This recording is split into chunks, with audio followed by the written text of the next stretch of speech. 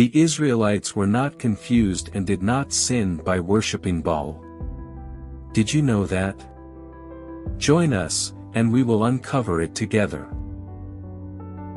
The meaning of the name Baal in Canaanite is Lord. Over 3,500 years ago, the nickname Baal permanently became associated with Hadad, the Canaanite storm god. Baal-Hadad, the main god in Canaan, was revered as a universal deity who ruled over both heaven and earth. In his role as the storm god, Baal is revered as the one who answers the wind and brings the rain. As such, he holds the responsibility for the fertility of humans, animals, plants, and the world as a whole. The statue of Baal is depicted with one hand holding lightning, while the other hand protects his head adorned with horns, symbolizing fertility. Under his feet, he treads on water. One recurring theme in the Bible is the belief in Baal by the Israelites and the kings of Israel. They are not confused between God and Baal, and the reason behind this will become clear later on. Similar to other gods in antiquity, Baal was also perceived as possessing human qualities. In the Bible, he is described as engaging in various activities such as eating, sleeping, conversing with gods and men, hunting, and much more. This human description is also found in the words of Elijah, who taunts the prophets of Baal on Mount Carmel and urges them to raise their voices and call upon Baal. Cry aloud, for he is a god. Either he is musing, or he is relieving himself, or he is on a journey, or perhaps he is asleep and must be awakened. 1 Kings 18 verse 27. According to the Canaanite myth, Baal is portrayed as the son of El, the father of the gods. When the old man ascended to godhood, and it was time for him to relinquish his leadership of the gods, a war erupted between his sons, Baal and Mot, as they vied for the inheritance of his throne. Mot ruled over the realm of the dead and desired to extend its dominion to the world of the living. Baal was supported by his sister Anat and his mother Asherah. Even in Mot, his brother, who served as a minister of the sea and a judge of a river, continued to support Baal. The meaning of the name Mot in Hebrew is death. A lengthy war unfolded between the two factions, during which Baal and Anat had to conquer a range of formidable sea creatures, including crocodiles, a barred snake whale, and a spiny snake whale. The Bible also contains allusions to this tremendous war, which is depicted as a struggle between God and the sea monsters. In that day, the Lord will punish with his sword, his fierce, great and powerful sword, Leviathan the gliding serpent, Leviathan the coiling serpent, he will slay the monster of the sea. Isaiah 27 verse 1. The prophet vividly describes the great war that took place in the days of Genesis, and prophesies its return in the last days, a battle between God and the sea monsters. The Psalms beautifully praise the power of God, who bravely fought against these sea monsters and emerged victorious, completely defeating them. It was you who split open the sea by your power, you broke the heads of the monster in the waters. Psalm 74 verse 13. After his achieving victory over the sea and its allies, Baal made the decision to construct a truly magnificent palace atop the northern mountain. Baal ordered him to build a windowless palace, perhaps out of fear of his deceased brother, who might climb through a window and sneak into the palace. The Bible also describes the ascension of Death/Mut through the window. Death has climbed in through our windows and has entered our fortresses. Jeremiah 9 verse 21. Finally, a window was built in the palace, allowing Baal's daughters to exert their power and influence on the world.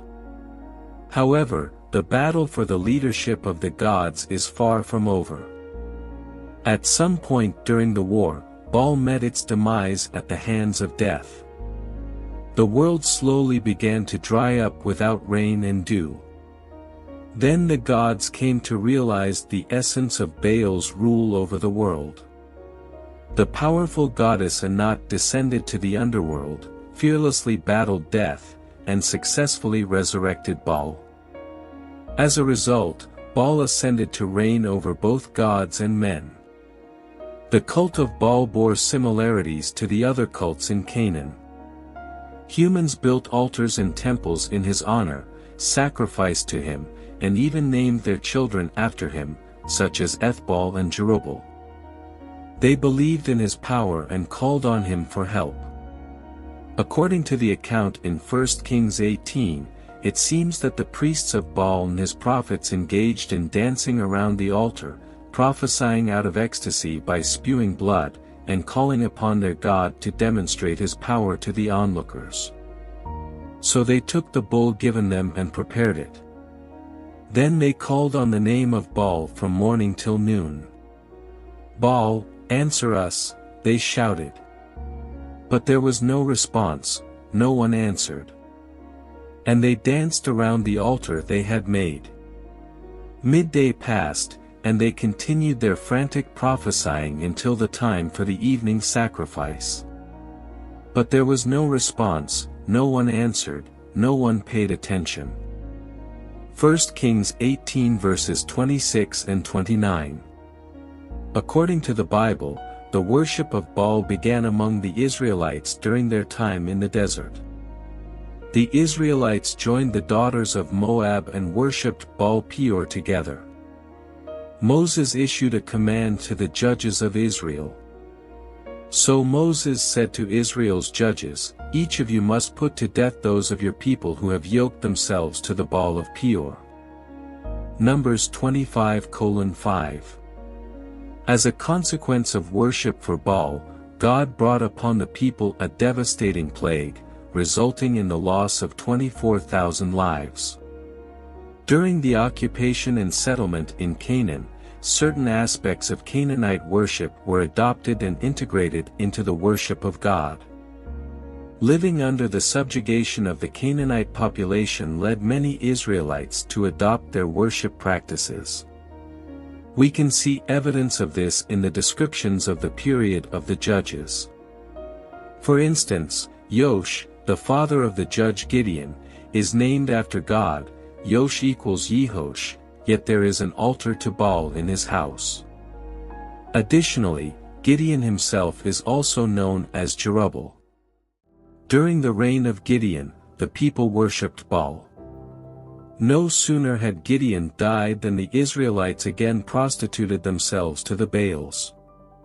They set up Baal-berith as their god. Judges 8 verse 33. During the royal period, particularly in the days of King Ahab of Israel, the cult of Baal spread throughout Israel. This influence can be attributed to Jezebel, Ahab's wife and the daughter of Ethbaal, the king of Sidon. According to 1 Kings 18, Elijah the prophet offered to settle the question of the true God's identity, whether it was God or Baal, through a confrontation. In God's name, Elijah declared a drought and proclaimed that there would be no rain in Israel from the moment of his declaration. Baal, the god of rain and fertility, needed to demonstrate his existence by bringing down rain. After nearly 3 years of drought, the people came to the realization that God is indeed God. Elijah gathered the prophets of Baal, along with the people, on Mount Carmel.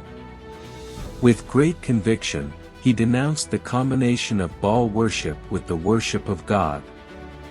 Elijah went before the people and said, "How long will you waver between two opinions? If the Lord is God, follow him, but if Baal is God, follow him." 1 Kings 18 verse 21. The support of the house of Ahab in the worship of Baal escalated to the point of persecuting and even killing God's prophets. Jehu son of Jehoshaphat, who successfully removed the house of Ahab from power, worked tirelessly to eradicate the worship of Baal from Israel.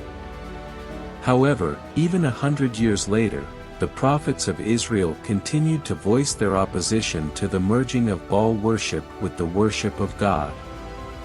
The worship of Baal was also prevalent in different periods within the kingdom of Judah. According to the Bible, during the reign of Athaliah, a temple was built for Baal. However, this temple was later destroyed during the reign of her grandson, Josiah. During the days of Manasseh, son of Hezekiah, the worship of Baal made a comeback and thrived. Altars were built, priests were appointed, and within the temple, objects and vessels for the worship of Baal and Asherah were placed. In a single moment, a great mystery emerges among the people of Israel, surrounding the calculations of Baal. Depth study of the various books of the Bible, along with extra-biblical evidence, reveals a completely different picture from the one that the later editors of the Bible attempted to create. The editors of the Bible made significant efforts, which can be considered successful, to reshape the history of the people of Israel and create a distorted portrayal. They desired to depict the worship of Baal as an immoral practice since ancient times, implying that only the truly wicked and misguided engaged in such worship. However, the reality was significantly different and rather complex. Moreover, the worship of Baal was not perceived by the people as idolatry. They believed that Baal was the same as Jehovah, the God of Israel. Yes, we were also horrified to discover this explanation. It is the same entity. The worship of Baal is the worship of God for everything and anything. It is not about two gods, but one God. This is also a handle for chapters in the Bible that God uses, and today he is referred to as Lord. In Hebrew, the word Lord is synonymous with Baal. There are various clues in several places in the Bible that point to the identity between Yahweh and Baal. For example, David, after he became the king over the tribes of Israel. When the Philistines heard that David had been anointed king over Israel, they went up in full force to search for him, but David heard about it and went down to the stronghold.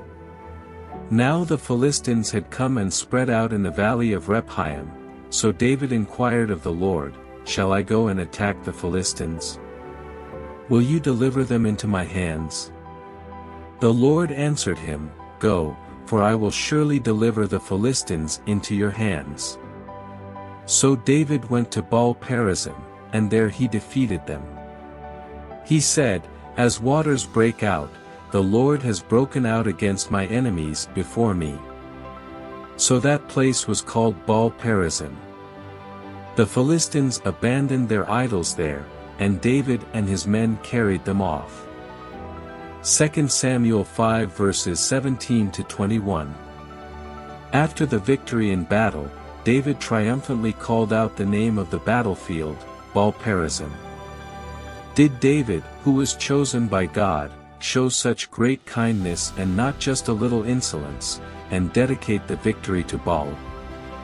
Should we consider the possibility that, in David's eyes, Baal and God are one and the same?